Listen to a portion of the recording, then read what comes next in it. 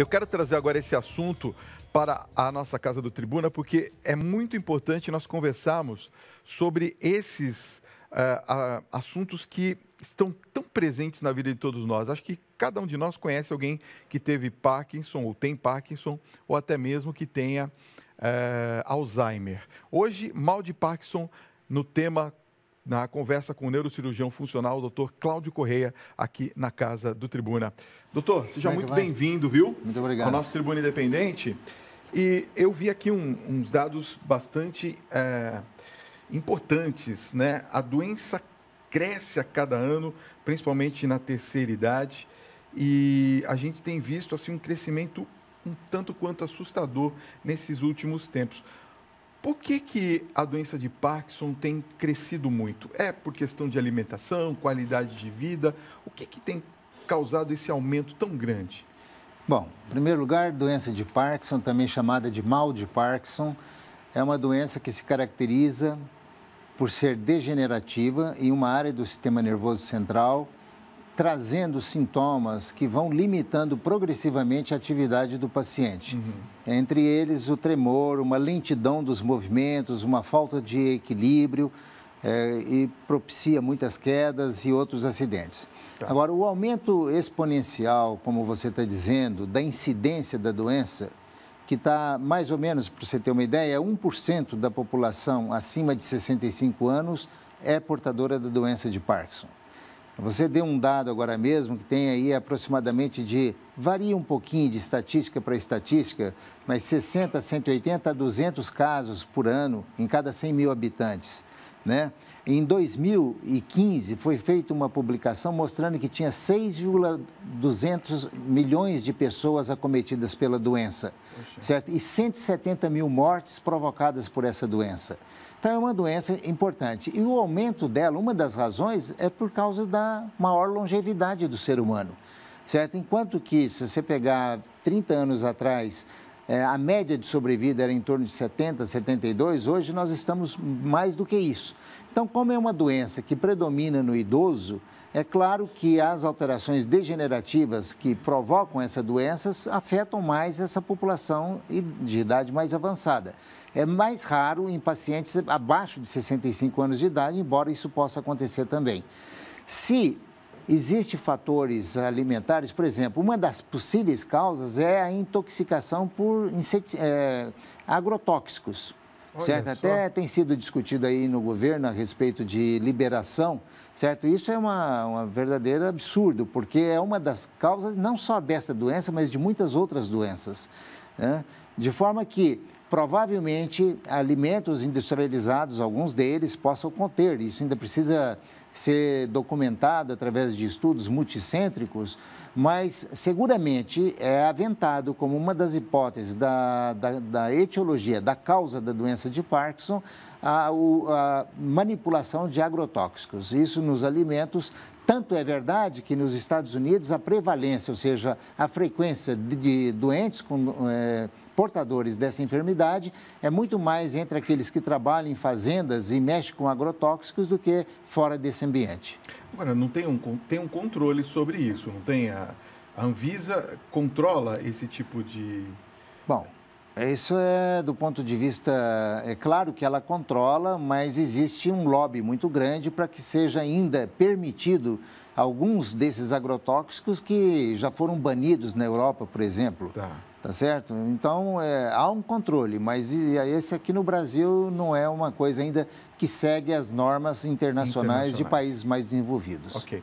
Nós temos um ilustre, eu vou pedir para a nossa equipe colocar no ar, por favor. É um ilustre que vai mostrar para a gente um pouquinho como é que se desenvolve o que é a doença de Parkinson. Queria que o senhor explicasse o que a gente está vendo aí, doutor, por favor. Então, naquela parte principal, onde está um corte do encéfalo, encéfalo, como definição, é o cérebro, mais o tronco cerebral e o cerebelo. Então, numa parte do tronco cerebral, chamada mesencéfalo, na sua base, você tem um conjunto de células, numa substância chamada substância negra, e que essas células produzem a dopamina, que é um elemento fundamental para a movimentação simétrica entre os músculos agonistas e antagonistas. Por exemplo, esse movimento que eu estou fazendo aqui, de pegar, por exemplo, esse copo com água, essa caneca, evidentemente depende de uma harmonia entre esses movimentos. Então, a dopamina, ela é fundamental para isso. O que acontece na doença de Parkinson? Essas células começam a morrer. Elas vão perdendo-se ao longo de meses, anos, e vai trazendo sintomatologia decorrente da falta da dopamina. E, assim, de uma maneira geral, é isso que acontece. Então, a estrutura que tem as células produtoras disso predomina no mesencéfalo, que é uma parte do encéfalo, que está no tronco cerebral. Nós sabemos que os dois principais itens que nós identificamos são o tremor e a rigidez dos membros. Existem outros sintomas da doença de Parkinson? Daqui a pouquinho o senhor responde. Eu quero dar... Bom, doutor, nós conhecemos então o tremor e a rigidez dos membros. Existem outros sintomas que nós podemos identificar do mal de Parkinson? Bom, de fato, o que chama mais atenção é isso, porque a rigidez, ela leva a uma alteração da dinâmica do paciente. Então, ele começa a ficar mais lento na sua marcha, mais lento para pegar um garfo com alimento e se alimentar. Então, essa é a chamada oligocinesia ou bradicinesia. E o tremor. Fora esses dois aí, existem vários outros sintomas. Existe, como eu falei, o desequilíbrio, que o paciente frequentemente tem quedas. Existe uma coisa chamada acatisia, que é a incapacidade do paciente com Parkinson de ficar muito tempo quieto numa cadeira, ele se mexe, ele tem que movimentar, apesar das dificuldades que ele tem. É uma cialorreia, que é uma salivação excessiva. A pele, chamada seborreica, é bastante oleosa, isso é muito comum. Existe também a depressão, que acompanha 30% dos pacientes com Parkinson. Uma alteração da percepção do cheiro, né? Uma anosmia, que se chama, pode chegar a esse ponto de não perceber o odor dos alimentos.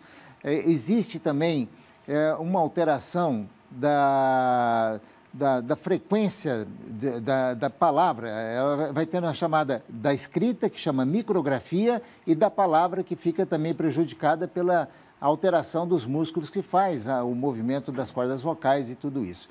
Então, são vários sintomas, tanto motores quanto não motores, que vão acompanhando o paciente ao longo da sua evolução. E varia de paciente para paciente. Uns podem desenvolver mais precocemente alguns deles e outros mais tardiamente. Sempre após os 60 anos, é isso? Não é sempre, mas predominantemente após os 60, 65 anos de idade. Mas tem Parkinson em jovem também, e quando em jovem costuma ser muito mais agressivo do que... Porque a evolução média de um paciente com 70 anos que começou a desenvolver uma doença parkinsoniana, evidentemente ele tem um tempo de evolução que é variável, mas entre 10 a 25 anos. E num paciente mais jovem que desenvolve essa doença, o curso evolutivo é muito mais rápido. Tá. Vamos às perguntas dos telespectadores? Eu quero que você participe conosco. 11 95033 6870 é o nosso WhatsApp e você pode fazer a pergunta diretamente ao doutor e, claro, colocando o seu nome e a localidade de onde você está falando. A Yasmin, de Assis, aqui em São Paulo, está perguntando: doutor, Parkinson tem relação com Alzheimer? Excelente pergunta pelo seguinte: hoje em dia há um consenso de que o Alzheimer, o Parkinson, paralisia supranuclear progressiva e outras doenças degenerativas, na verdade, elas evoluem todas para um denominador comum no final. Então, o parkinsoniano e um doente com Alzheimer chegará num denominador comum. Então, a resposta é sim, tem relação. Provavelmente, no caso do doença de Alzheimer, o foco de onde começou a degeneração celular está relacionado primeiro com a memória, enquanto que no Parkinson é nas células produtoras de dopamina. Mas vai havendo uma falência do sistema nervoso como um todo e no final, como eu já disse pela terceira vez, os doentes são parecidos sim. Eles têm alterações cognitivas importantes no final da vida, tanto iniciando como o Parkinson e quanto ao Alzheimer, por exemplo. Viviane Lopes Moreira, de Dourados, lá no Mato Grosso do Sul, está nos acompanhando e fala assim: meu tio tem 77 anos, doutor, e há 6 anos ele tem mal de Parkinson. Quem sofre desse mal sofre também de insônia? Daqui a pouquinho o senhor responde, eu vou dar um recadinho, volto já já, eu quero falar. Doutor, e vamos responder então a nossa telespectadora de Dourados. Ela diz que o tio dela tem 77 anos, as 6 tem mal de Parkinson. Ela quer saber se quem sofre desse mal também sofre de insônia. Sim, insônia, pesadelos, e pode ser provocado pela própria evolução da doença, quanto do próprio tratamento medicamentoso também, que alguns fármacos utilizados induzem a pesadelos, um sono agitado, e a insônia também faz parte do quadro evolutivo de muitos desses pacientes. Entendi. Agora vamos para Anápolis, Goiás. É a Ana Maria que pergunta para a gente. Ela falou, gostaria de saber do doutor qual a alimentação correta para quem tem Parkinson. A alimentação é um grande desafio no doente com Parkinson, porque pela própria evolução da doença, ele tem dificuldade de fazer sua alimentação natural. Então, ele pode ir emagrecendo, perdendo massa corporal, e isso já é um problema. Segundo, as dietas ricas em proteínas atrapalham a absorção de um dos principais fármacos que tem, que é a dopamina, que são os agonistas dessa substância. Então, embora o paciente precise de proteínas para compor a sua massa corpórea, muscular principalmente, é óbvio que você precisa equalizar muito bem o horário da alimentação e o horário da medicação.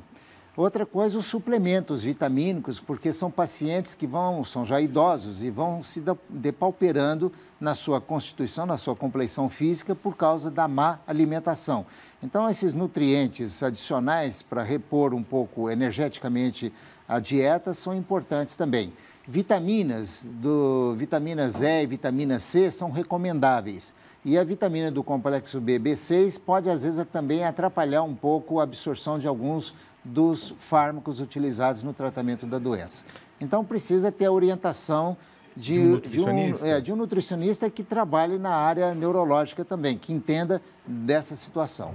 Talvez até um trabalho em conjunto com o neurocirurgião. Com certeza, né? É uma equipe multiprofissional. Olha só, a Lindaura da Silva Pereira, aqui de São Paulo, de Ermelino Matarazzo, ela tem uma pergunta que é muito importante, eu acredito, que é muito interessante. Ela diz que a mãe dela tem tremor excessivo. Então, ela está perguntando se todo tremor é Parkinson. De maneira alguma. O tremor chamado essencial ou tremor senil é um tremor que é no movimento que ele aparece. No Parkinson, é no repouso. Então, é uma grande diferença. Segundo, o tremor essencial ou tremor senil é uma doença que se caracteriza apenas e tão somente pelo tremor, que pode ser até muito intensa e até merecer tratamento cirúrgico também, mas é bem diferente uma doença da outra. E para finalizar, o tremor essencial ou tremor senil é muito mais prevalente ou frequente do que a doença de Parkinson. Quer dizer, o tremor mais comum que tem no mundo. Para identificar, então, eu vou pegar, a pessoa pega alguma coisa, vai beber, já treme muito mais. Agora, quando estou em repouso, estou tremendo, aí é característico. Ok. Olha só, agora a pergunta vem de Currais Novos, Rio Grande do Norte, Brasil inteiro, ligado aqui no nosso Tribuna Independente. A pessoa não colocou o nome, mas ela diz assim, Fábio, pergunte ao doutor se o mal de Parkinson deixa a voz frágil e a paciente debilitada num tempo muito rápido. A minha mãe, ela tem Parkinson muito forte, tem 76 anos de idade. Sim, a hipofonia, que é essa voz baixinha, ela é muito comum na doença de Parkinson e, como eu já falei, o quadro pode ser variável de um paciente para outro e, às vezes, mais precoce do que em outros, isso pode acontecer. Então, a hipofonia, você às vezes tem dificuldade, o paciente tinha uma voz eloquente, falava muito bem e vai perdendo isso, vai ficando com a voz baixinha, muito baixa. Então, é um sintoma da doença de Parkinson. Okay. José Raimundo, de Franca, São Paulo, pergunta se há hereditariedade dessa doença. Então, a doença de Parkinson ela é considerada num grande grupo como idiopática, ou seja, de causa desconhecida. Certo. Mas tem a parte hereditária.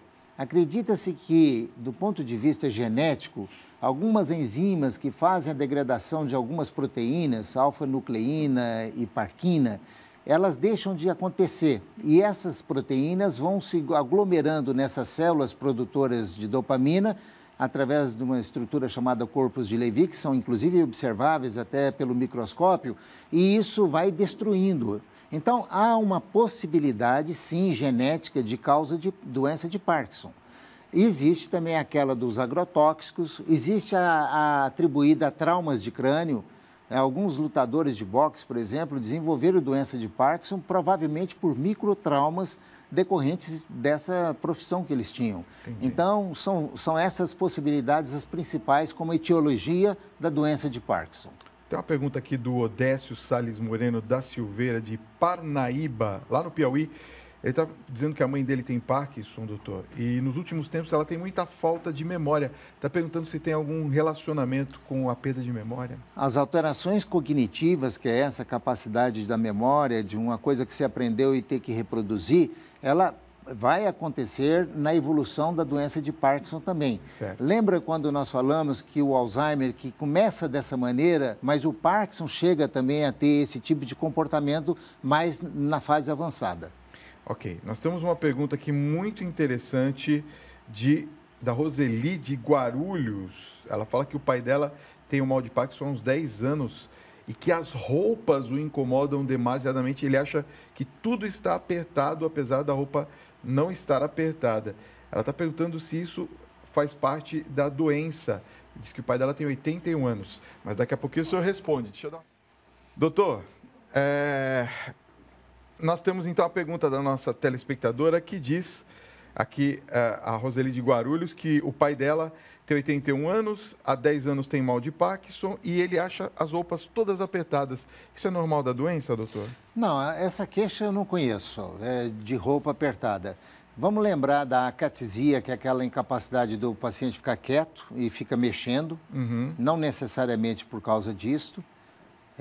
Que seria uma possível explicação, mas eu não conheço essa queixa como parte do colorido do diagnóstico da doença. Tá. O Eric de Belo Horizonte, Minas Gerais, está entrando em contato conosco e falando assim: doutor, o meu sogro tem mal de Parkinson, operou o cérebro colocando eletrodos. Ele já está 70% melhor, uma nova pessoa. Vai ligar os eletrodos daqui a alguns dias. Hoje ele toma 25% dos comprimidos de antes. Esse tipo de cirurgia deixa a pessoa quase 100% curada? Tem algum risco? Muito boa pergunta, excelente, porque uma das formas de tratar a doença de Parkinson, talvez a mais sofisticada, a melhor que existe, e que uma morbidade, que é a possibilidade de trazer alguma complicação, é o implante de eletrodo cerebral profundo. Essa técnica, ela está largamente desenvolvida no Brasil e em vários países, tanto do continente europeu, americano, asiático, e consiste em cálculos matemáticos que você coloca, através de uma pequena trepanação, o eletrodo numa área do cérebro que está relacionada ao controle de 2 sintomas principais, que são os mais importantes, o tremor e a rigidez. E esse controle, ele pode ser definitivo. Não quer dizer que a doença de Parkinson foi curada com esse tratamento, mas esses 2 sintomas, eles foram provavelmente, de uma forma até definitiva, eliminados. Então, você vai permitir ao paciente que tinha uma limitação funcional muito grande pela sua rigidez, de ter uma liberdade de movimentação muito maior. Então, quando os medicamentos não são suportados ou estão trazendo muitos efeitos colaterais, e um deles, chamado de discinesia induzida pela levodopa, que é um dos tratamentos, o controle desses movimentos, ele é feito através da neuroestimulação, que é esse implante de eletrodo. Você vê que ele colocou os eletrodos, só o contato físico já melhorou clinicamente, e daqui a alguns dias ele vai ser ligado, uns 10 dias, 12 depois do procedimento operatório, e ele vai ter o benefício do eletrodo. Esses eletrodos, eles têm uma bateria que dura em média 9, 10 anos, certo? E são recarregáveis. Então, é uma qualidade de vida muito melhor ofertada ao paciente do que quando a fase de tratamento medicamentoso deixou de preencher aqueles quesitos que ia trazer o benefício ao paciente. Nesse caso aqui, ele futuramente vai parar de tomar os remédios ou não? Ainda tem que continuar com a medicação? Sim, eu considero que sempre vai precisar da medicação, mas em dose diferente, e remédios também que podem ser mudados, porque existem alguns que são neuroprotetores e que às vezes devem persistir ao longo do tempo. Olha, vamos agora para Barão, a cidade de Barão, lá no Rio Grande do Sul. Meu pai tem 74 anos, Fábio, e já possui o Parkinson desde os 50 anos de idade. Eu e minha mãe cuidamos dele. Eu gostaria de pedir ao doutor sobre o uso de Prolopa, é isso? Então, esse é um dos medicamentos que tem o agonista da dopamina, né, que é o levodopa. Então, ela diz que ele tem dado uma reação nele, que é uma tremedeira na cabeça, perda de memória, e ele fecha os olhos com muita frequência, perde os sentidos durante a reação do medicamento. Ela está perguntando se isso é normal.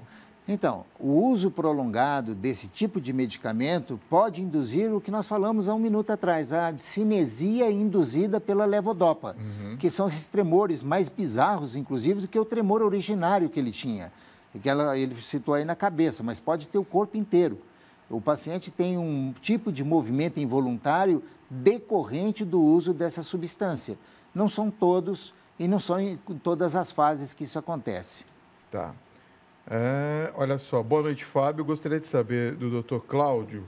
A minha mãe tem Parkinson há mais de 10 anos, tem 74 anos, e ela sente uma ansiedade, doutor, muito forte. Ela está com dificuldade na fala, entrou numa certa depressão e se sente muito indisposta. Ela acha que é exatamente esse medicamento que vocês estão falando agora.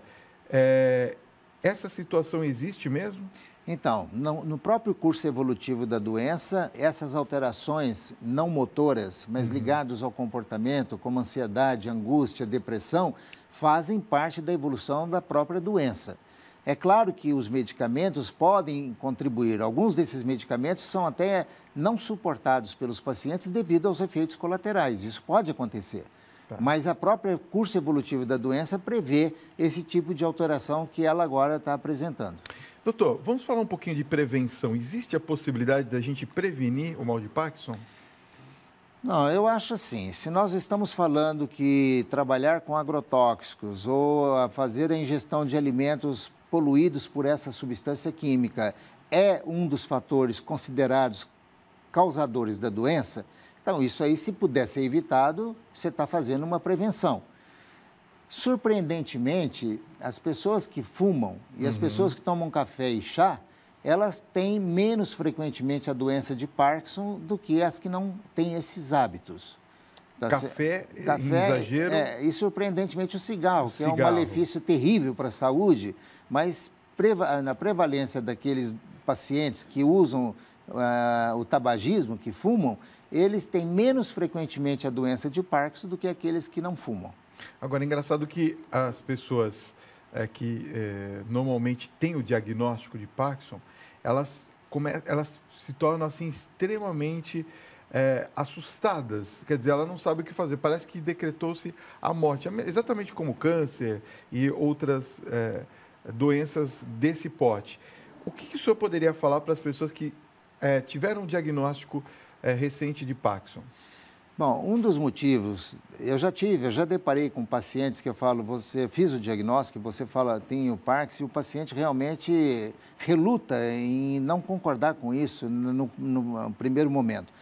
Por quê? Porque, como nós falamos aqui, 1% da população tem o diagnóstico dessa doença acima de 65 anos, e que é uma doença que ainda hoje, com toda a evolução tecnológica da medicina, da ciência, nós não temos o direito de falar que existe cura para ela. Tá. Então, quando você recebe esse rótulo, esse título, você sabe que tem uma doença que vai trazer, ao longo da evolução dela, limitações progressivas.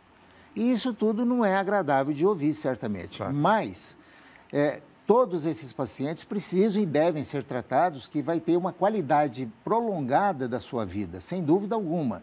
Então, o uso da medicação correta, a fisioterapia, a fonoaudiologia, o procedimento operatório, tudo quando bem indicado, na hora correta, vai trazer, sem dúvida alguma, qualidade de vida a esse paciente enquanto ele tiver essa vida.